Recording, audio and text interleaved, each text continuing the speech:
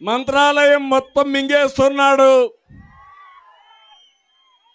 మొలగనూరు, తుంగభద్ర, రామాపురం ఇసుక రీచులన్నీ ఇనివే. అవునా కాదా? ఇసుకకు రెక్కలు వచ్చాయా లేదా? దోచేస్తున్నారా లేదా? సెంటు పట్టాల పేరుతో దళితుల భూములు లాక్కున్నాడు.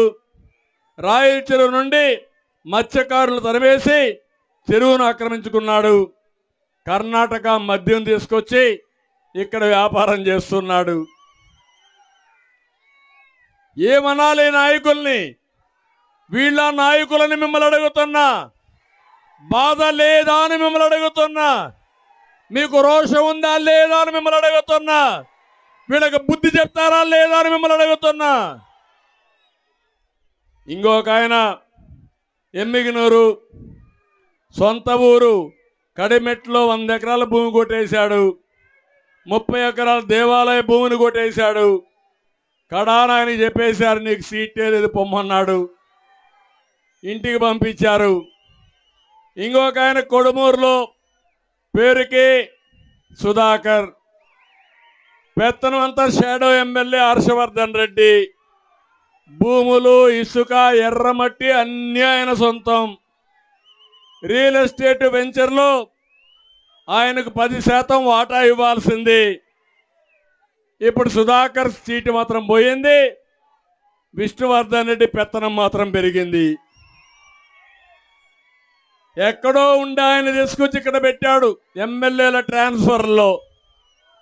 ఇంకో పక్కన కర్నూలులో ఒక ఆయన ఉన్నాడు, ఎమ్మెల్యే హఫీజ్ ఖాన్. అవినీతిలో కింగ్ ఖాన్. గొప్ప నాయకుడు, ఎక్కడ దొరికినా ఆయనకే డబ్బులు కావాలి. ఆయన చూస్తే కర్నూలులో 1 ఎకరా 50 సెంట్లు సుల్తానియా మసీదు సంబంధించిన ఒక భూమిని కొట్టేశాడు. చిన్న దేవరపాడులో 100 కోట్లు విలువ చేసి 59 ఎకరాలు వెంచర్లు వేసుకొని అమ్మేశాడు. పందిపాడులో 12 ఎకరాలు భూమిని ఆక్రమించుకున్నాడు. భూమి కనపడిస్తే ఆంఫట్. ఆయన మాత్రము యాక్షనే లేదు. నేను అడుగుతున్నా తమ్ముళ్ళు, ఇవన్నీ మీకు అర్థమైనాయా అని మిమ్మల్ని అడుగుతున్నా. ఇలాంటి ఎమ్మెల్యేలు మనకు అవసరమా అని మిమ్మల్ని అడుగుతున్నా. నీతివంతమైన ప్రభుత్వం కావాలన్నా లేదా అని మిమ్మల్ని అడుగుతున్నా.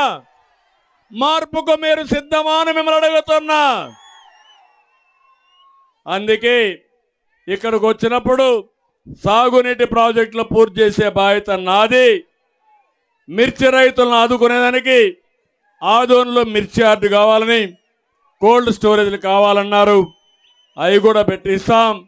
ఎమ్మిగనూరులో టెక్స్టైల్ పార్క్ నిర్మిస్తే 30,000 మందికి ఉద్యోగాలు వస్తాయి.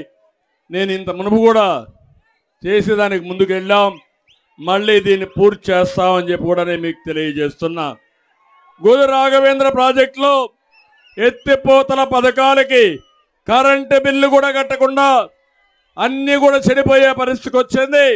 పూర్తిగా రిపేర్లు చేసి మళ్ళీ నీళ్లు ఇచ్చే బాధ్యత, కరెంటు ఛార్జీలు కట్టే బాధ్యత తెలుగుదేశం పార్టీ తీసుకుంటాం. అందుకే ఈరోజు మిమ్మల్ని చూస్తున్నా.